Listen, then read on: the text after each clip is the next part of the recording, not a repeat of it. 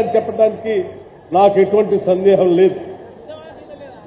రాష్ట్రంలో రూపాయి పోగేసి తెచ్చుకున్న రాష్ట్ర ప్రజలకు సంక్షేమ కార్యక్రమాలతో పాటు అభివృద్ధి కార్యక్రమాలు కూడా అందించి తెలంగాణ రైజింగ్ అని చెప్పి తెలంగాణ మోడల్ ఈ దేశంలో ఉండాలనేటువంటి ఆలోచనతో ఈరోజు దేశంలో ఉన్నటువంటి అన్ని రాష్ట్రాల ప్రజాప్రతినిధులు కానీ ప్రభుత్వాలు కానీ తెలంగాణ వచ్చి చూసి తెలంగాణ మోడల్ లాగా మహారాష్ట్రం కూడా అభివృద్ధి చెందాలని కోరుకునే స్థాయిలో ఈరోజు మన ప్రభుత్వం ప్రజాప్రభుత్వం పనిచేస్తా ఉంది. అందుకే ఈరోజు దేశంలో ఎక్కడ పోయినా తెలంగాణ మోడల్ అని మాట్లాడుతూ ఉన్నారు. దానికి చాలా కారణాలు ఉన్నాయి. ఉదాహరణకి ఈ రాష్ట్రంలో ఉన్నటువంటి 1,12,00,000 కుటుంబాలు ఉంటే ప్రతి కుటుంబానికి కూడా సంబంధించిన అవసరాలని ఈ రాష్ట్ర ప్రభుత్వం తీరుస్తాం. ఉదాహరణకి ఒక కుటుంబాన్ని ఒక యూనిట్గా తీసుకొని రాష్ట్ర వ్యాప్తంగా మనం ఆలోచన చేస్తే ఏదైనా ఒక కుటుంబానికి ఇల్లు లేకపోతే ఇందిరమ్మ ఇల్లు 5 లక్షల రూపాయలతో ఇస్తాం. ఆ కుటుంబంలో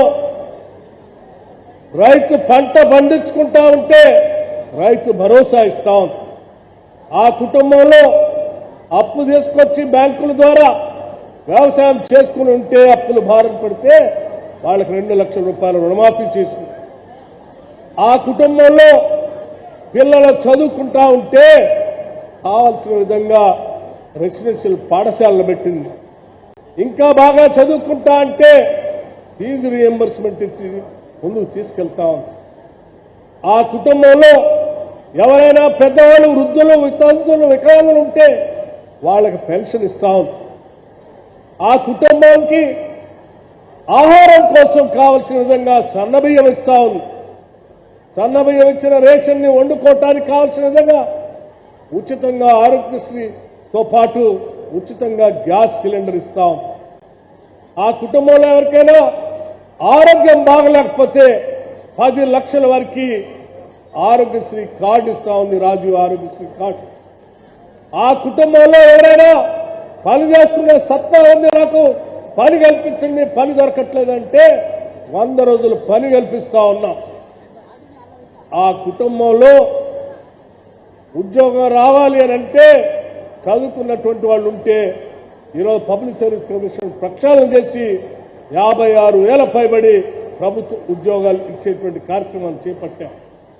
ఆ కుటుంబంలో ఒకవేళ ప్రభుత్వ ఉద్యోగం రాకపోతే సెల్ఫ్ ఎంప్లాయ్మెంట్ మీద బతకటం కోసం కావాల్సిన విధంగా రాజీవ్ యువ వికాసం అని చెప్పి సెల్ఫ్ ఎంప్లాయ్మెంట్ స్కీమ్ కింద 8,000 కోట్ల రూపాయలతో సెల్ఫ్ ఎంప్లాయ్మెంట్ స్కీమ్ తీసుకొని వచ్చాం.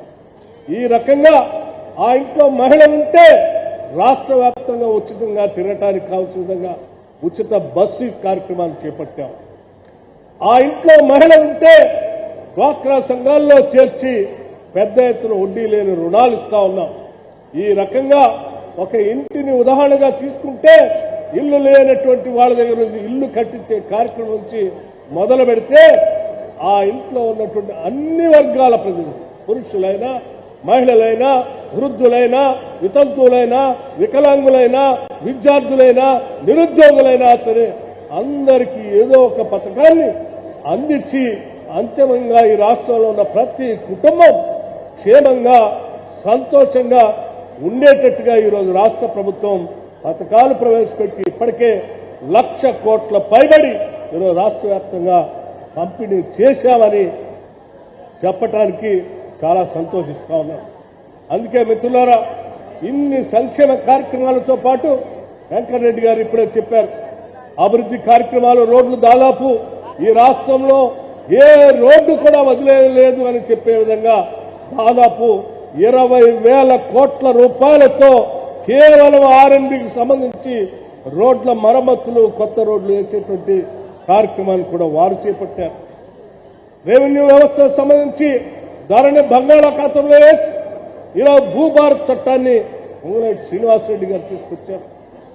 అట్లాగే దేవాదాయ అటవీ శాఖ మంత్రులు ఈరోజు అడవిలో ఉన్నటువంటి ఫారెస్ట్ యాక్ట్ కింద భూములు ఇస్తే ఆ భూములు దున్నుకోవడానికి కావలసిన విధంగా ఇందిరా సవర గిరి జల వికాసం అనేటువంటి కార్యక్రమం పెట్టి వాళ్ళ కోసం కూడా ఇవాళ సాగు చేసుకునే కార్యక్రమాన్ని ఏర్పాటు చేశాం.